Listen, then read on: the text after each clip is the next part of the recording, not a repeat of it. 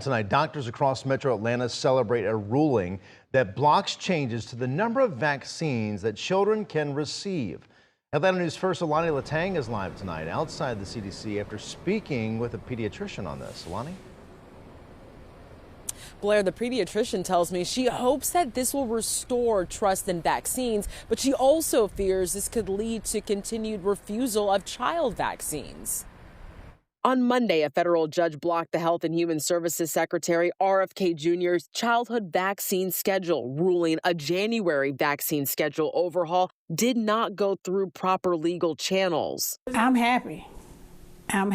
Kennedy's plan would end broad recommendations for all children to be vaccinated against RSV, hepatitis A and B. Pediatrician Dr. Helena Bentley says where this ruling could create clarity, it also might leave it harder for people to interpret, amid her seeing fewer parents vaccinating their children. So when you wishy-washy like this, and I'm saying wishy-washy, you got this government official saying this, but then you got the federal judges, which are government employees as well, blocking. That can be confusing to a certain population of people. The ruling stems from a lawsuit by the American Academy of Pediatrics and other medical groups. They argue RFK's vaccine recommendation changes, plus the remaking of the CDC Vaccine Advisory Committee, violated federal law. In a statement, the U.S. Department of Health and Human Services says HHS looks forward to this judge's decision being overturned, just like his other attempts to keep the Trump administration from governing. That's what they say about everything that they've done.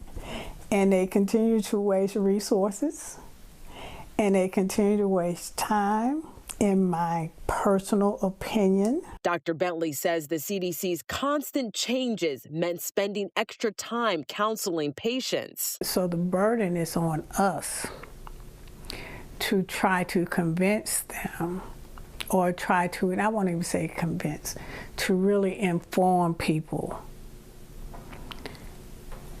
from a medical point of view. The ruling also pauses any votes Kennedy's advisory committee has taken since June, including the newborn hepatitis B vaccine. Vaccines are safe. The risk of severe side effects of vaccines is minuscule compared to the risk of complications from whatever disease we're trying to prevent. As part of the judge's orders, the advisory committee that was supposed to meet this week, those meetings have now been postponed. Reporting live outside the CDC, I'm Alani Latang, Atlanta News First.